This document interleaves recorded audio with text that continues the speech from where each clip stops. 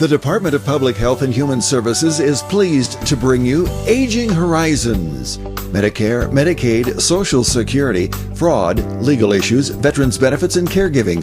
Aging Horizons is a program dedicated to inform and prepare Montanans on these timely issues, making a difference to you and your loved ones. Here now is today's program host. Welcome to Aging Horizons. We have a great show today. We're going to talk about Money Follows the Person. This is a program that is administered by the state of Montana, Department of Public Health and Human Services, where if an individual is in a facility, a nursing home or something similar, and they choose to go somewhere else, they can. Now there's some eligibility requirements and there's some restrictions, and we'll talk about that and so much more, so stay tuned. You've probably seen some big-name celebrities on your TV lately talking about all the Medicare benefits you're missing out on. But the insurance companies who are paying for these ads may be pushing benefits not available in Montana. Fortunately, help is available from a friendly state health insurance assistance program counselor who can help you sort it all out. It's free, and we screen everyone for eligibility regardless of your zip code. It's Montanans helping Montanans. Call today. This is Bill. He just received his new Medicare card and is following some simple rules to protect himself from fraud. He knows to never give out his Medicare, Social Security, or bank number over the phone.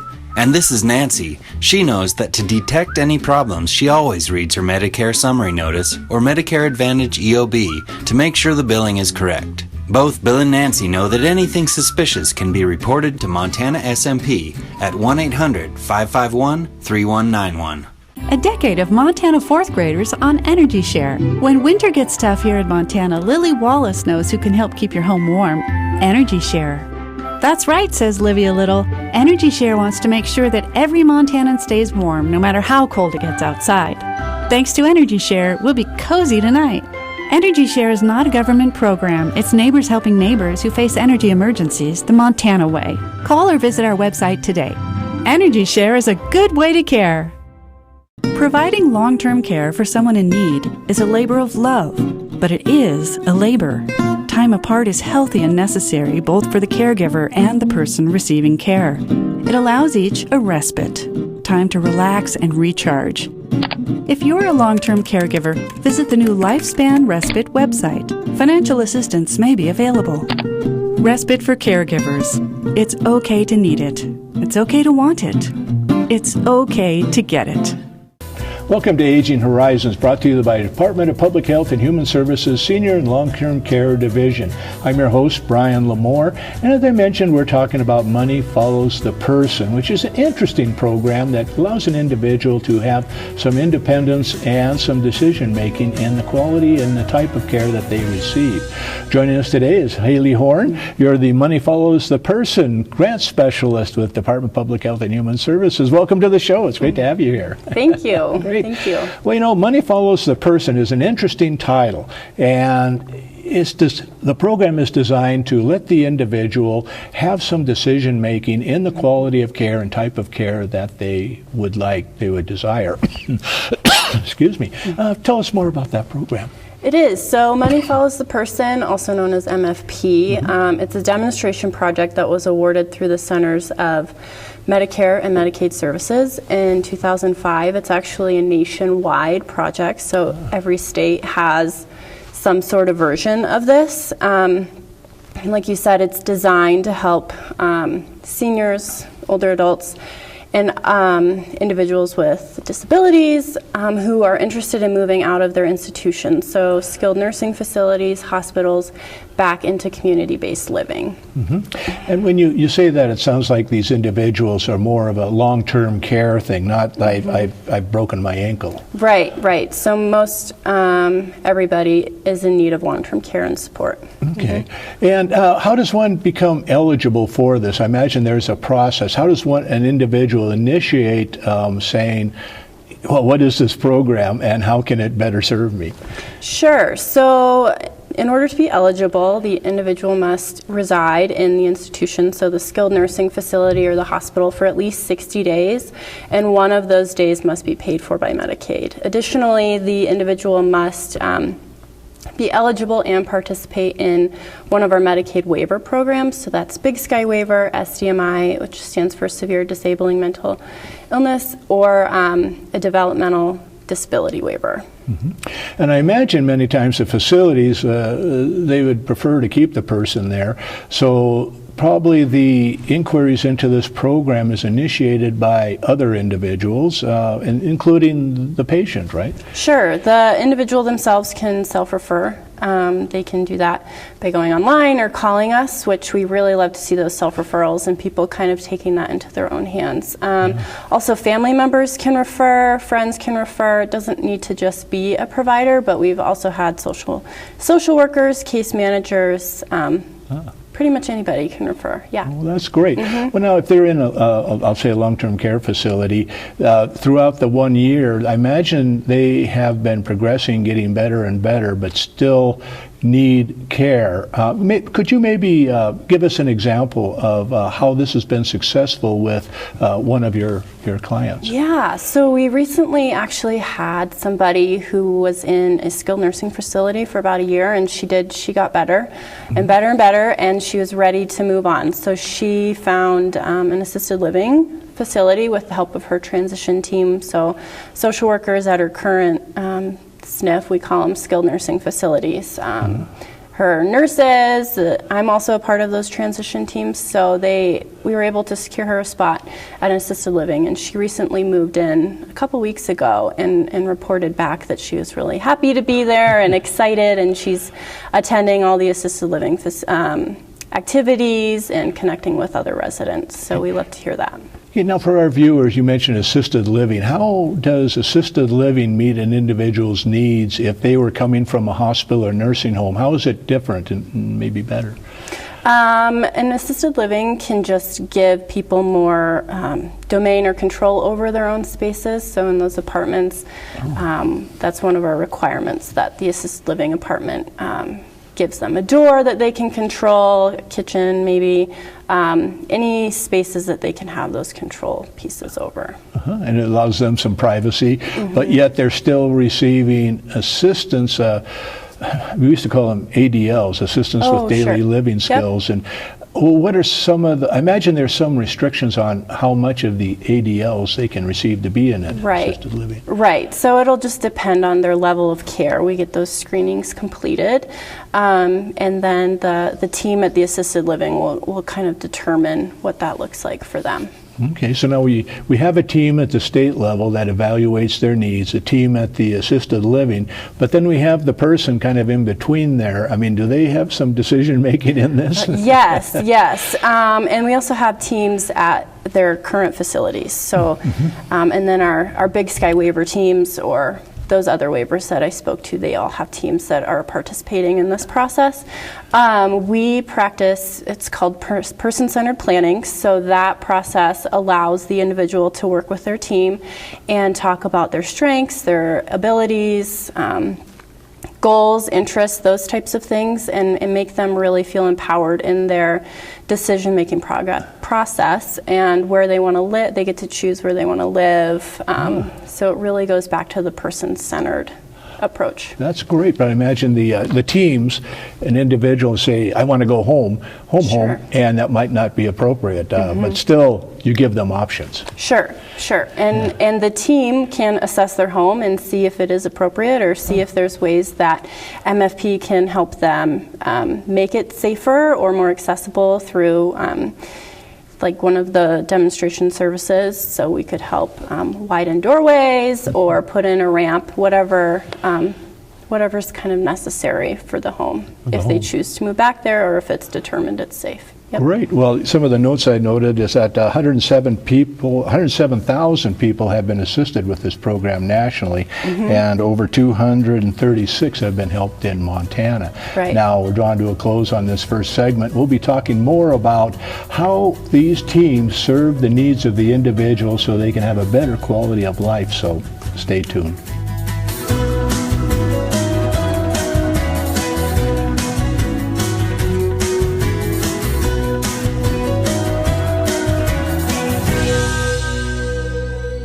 Every 65 seconds, someone is affected with Alzheimer's or other dementias. Many become isolated at a time when help is most needed. If you or someone you love is affected, help is available, both for people with memory loss and their caregivers. Memory loss can feel frightening, but you are not alone. Call the free 24/7 Alzheimer's Association helpline, 800-272-3900, for guidance and support. Elder abuse is a growing problem, and it's happening right here in our Montana communities. At least 1 in 10 older adults are victims of physical or emotional abuse, financial exploitation, or neglect. To get help or report elder abuse, call your local area agency on aging or Adult Protective Services at 1-844-277-9300. Today, class, we'll be discussing the term ombudsman, a word we borrowed from the Swedes and never gave back. Say you're a resident or you have a loved one in long-term care. Now, what do you do if you're not happy with the care and services you receive? You call your long-term care ombudsman, of course. Your ombudsman is available to support you and your rights. An advocate on your behalf could be the ticket. This is your home. If you have questions, the numbers right there below me have all the answers. Class dismissed. I was angry and upset when the doctor told me I have diabetes. I just didn't want to deal with it, the needles and the diet restrictions. But after I started to learn about it, those feelings changed. I was at risk for a heart attack caused by high blood sugar. That got my attention. I started watching my diet and making sure I got enough exercise every day. I want to be around for my grandkids, and now that I know what to do, it seems like a small price to pay. Ask your doctor about diabetes education or visit montana211.org. Welcome back to Aging Horizons. I'm your host, Brian Lamore, and we're continuing our discussion about Money Follows the Person, a program in which an individual can make some personal decisions as to what care facility or where they would like to be outside of a care facility if it best meets their needs. Rejoining us is Haley Horn. You're the grant specialist for Money Follows the Project, or person. But now, how does a person get on the program initially? I mean, are they referred by professionals? Can they do it themselves? Is it family members? Is it friends? Or all of the above? So some are referred by their providers or social workers, nurses, case managers, those types of people. Friends of the individual can refer them if they've noticed that maybe they're interested in moving out of their skilled nursing facility or their hospital into community-based living. Friends can do it, family members can do it, and even the individual themselves can refer. That's great. And you know, when you're kind of going down the list there, but all these professionals, I mean, an individual has to have certain health issues that they have all those health professionals. So we're talking more of a long-term health issue for individuals, right? Right. And how does the program help them? It gets them out of the facilities, right? Yes. So once their transition has been established, they've moved out into community-based living. MFP, Money Follows the Person, can help pay for demonstration services, is what we call them. So that's we could help get their new apartment set up. So paying for if they need kitchen items, plates, silverware, bowls, towels, those types of things. If they need a dining room table in their new apartment or a recliner, or a bed, get their household set up so it's safe, it's successful for them to be living in. We can also help pay for environmental modifications. So if they're moving back into their previous home that they've owned and they need a widened doorway into the bathroom for a wheelchair, or if they need a vehicle modification, so maybe a lift for a chair into a vehicle, we can help assist with those types of things. Now, as you're describing the assistance with the home and how you modify it and everything, I imagine a lot of the individuals coming out of these facilities have some serious health issues. They might need wheelchairs, walking devices. I know some in the past have actually been paralyzed, and they needed specialized medical equipment. Does the program pay for that?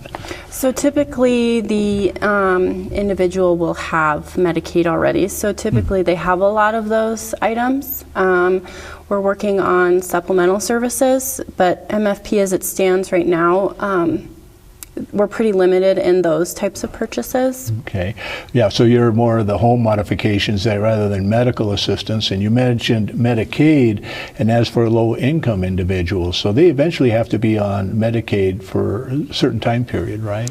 So yes, so part of our eligibility is that the individual must have resided in the skilled nursing facility or hospital institutions for at least 60 days, one of those days being paid for by Medicaid, and they also must participate and be eligible for our waiver program. So the waiver programs can help cover those types of costs. Okay.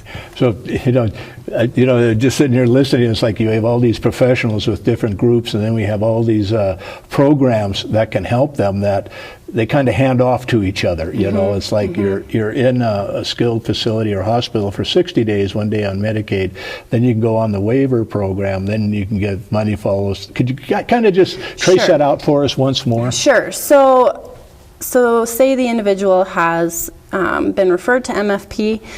MFP is paying to help get their home set up or apartment, what have you, and we're also paying for the first year of waiver services. Okay. Once that year is up, then that's why we have the eligibility for waiver programs. So once that year is up, then we do kind of a soft handoff to the waiver programs that will then further cover their costs. Okay, so you kind of, I'll say, proof the person that they're in their home for 365 days, it's working out, let's put them on the waiver program. And let's talk about the waiver briefly. What does the waiver program do and what's its objectives? So each waiver is different. They help pay for like case management services, specially trained attendants, personal care services, those types of things. And each waiver differs based on the individual's needs. Individuals' needs. And we're talking about individuals that have probably some mobility or life-threatening situations that still they would like to be in home or another facility. Yep. Yeah. Yep. And then you guys help to facilitate that. Do you have a success story, another success story of how this has worked out so well for someone? Yes, we have recently. So I just started in September, so this is one of the first. Yes. Yeah, this is one of the first stories. We had an individual who was living in a skilled nursing facility, had a big life event and wanted to move home with her child, her adult child, and she was able to do so, and we were able to help get her set back up in her home, and now she's living with her adult child and just excited to be home with family, and I think they're living, off in the country somewhere, and just, excited to be home. That's so much nicer. I know you go into hospitals and nursing homes and there's a medical odor there, and to be home, clean air, a great view out the window is it's just a wonderful lifestyle for them. Yeah, and actually a lot of studies that have been completed about MFP have shown that participants are actually happier and healthier with their improved outcomes moving back home or having kind of autonomy over their living choices. That's what we want for all Montanans. Well, we've drawn to a close in our second segment already, but we've got a lot more great information. Stay tuned.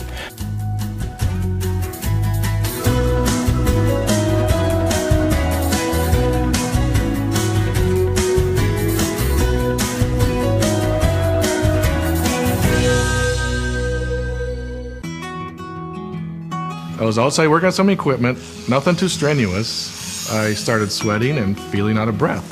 When he felt pressure in his chest and aching in his arms, I knew we had to call 911. First responders were there before we knew it. 38 minutes later, the doctors had restored the blood flow to my heart. Now we know dialing 911 saved his life. Your life is on the line. This message sponsored by Mission Lifeline Montana. I take care of my wife at home. When I found out training was available, I said, sign me up. It's made a huge difference. When my husband was injured at work, it was life-altering.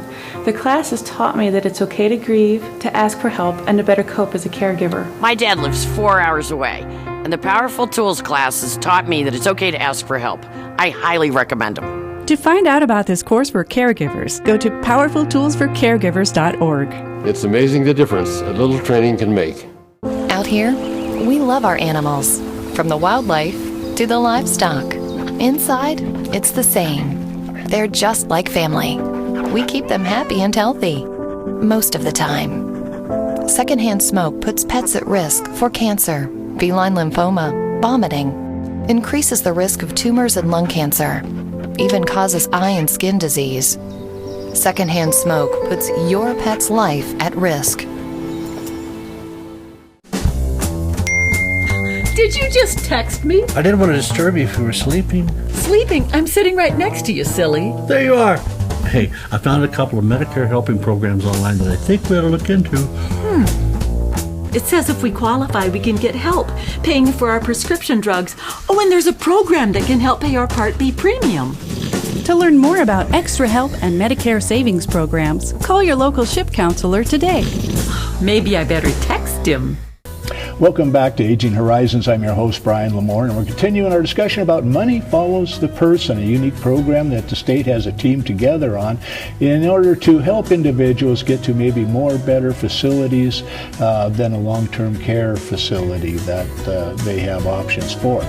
Rejoining us is Haley Horn, and let's talk about some programs in the state. I know they're limited with funding and they're limited with the number of individuals they can serve. Is that an issue with the MFP program?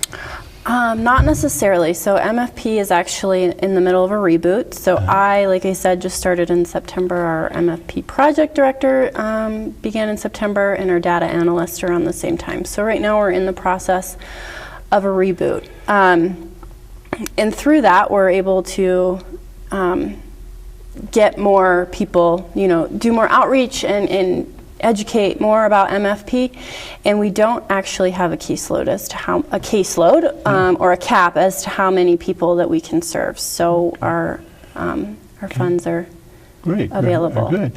Well, as a demonstration project, is the demonstration project for a number of years to see if it works out? So our grant is through, I believe it's 2027. So we have funding set for a bit. Okay, and these grants are designed to be proof that the program does work, and they will look at savings to the taxpayers and the quality of life for the client. So it's great. It's a win-win. Yes. MFP is able to really help set a foundation for home and community-based services. So building those up and then ultimately rebalancing long-term care and support and services. Evaluating the systems that we provide for individuals. But now you have a team at the MFT group. What is that team, and kind of what are the jobs that they do in serving the client load that you have to make sure they have their best life? Yeah, so our project director, April, she takes on a lot of, setting things up, educating the rest of us on these things, directing the project, and she's doing very well. And then I am the grant specialist, like we've mentioned, so I'm doing a lot of the outreach and helping the transition teams facilitate transitions and working with them closely. And we have a data analyst who's helping us with data, and looking at potential barriers that people are experiencing, those types of things. And we're working on hiring a housing specialist who will help individuals work with their teams in finding accessible housing. And now this is the team that you're describing is the Money Follows the Person team. Now we have waiver teams and other case management teams that they all work together to best meet the needs of the individuals.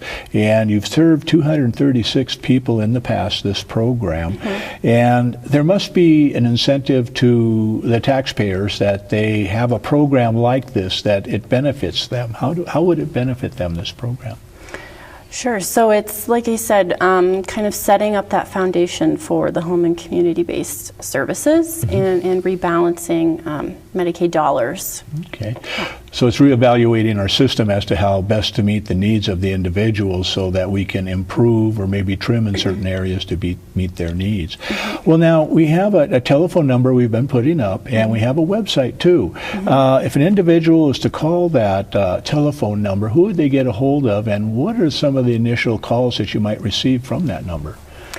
A lot of the calls are just inquiries about the program. How can it help me? Am I eligible? Those types of things, and we're happy to look that up. I'm happy to give people information about it. Also happy to walk through the referral online if somebody doesn't have internet access or they just need help filling that out. And we're always happy to return phone calls. I think it's really powerful when we're able to connect with the people that we're actually serving. So feel free to call. Yeah. Well, I know earlier you mentioned who can initiate those calls, and initially you think, well, it'd be a healthcare team provider, it'd be the individual, it'd be a program person, but it can be family members, it can also be friends that can initiate that. And I imagine that's a big success because, well, I know if you're not feeling well, you're not thinking well until somebody comes up with that idea. Do you get many calls from friends saying, I think this would be good for this person? We get a number, we do. And then you'll work with the family and the ball gets rolling, I guess is what we say. Right. We do that.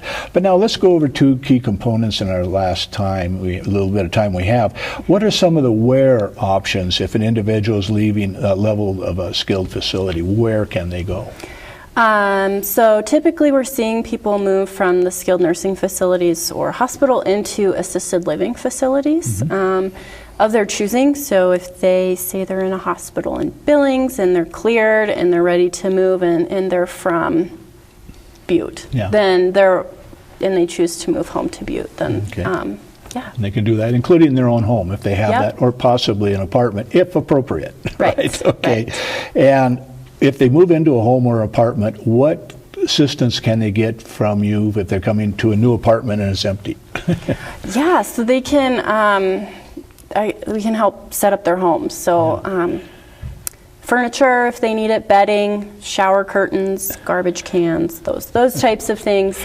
The modifications, like we talked about. We can even help with past due rent, utility deposits, those types of things. Okay, is that what a regular person would need? Right, right, yes. And that's the purpose, is to let them be a regular person again. Yeah, and we really want to help facilitate successful transitions. Great. Well, Haley, thank you so much for being on the show and helping our Montanans with this program. It's wonderful. We really appreciate it. Yeah, of course. Thank you. And again, for our viewers, if you have a loved one or a friend and they're in a skilled facility of some type and they think they might like to leave that and find a better situation, give that number a call. We've got a program. Thanks for joining us.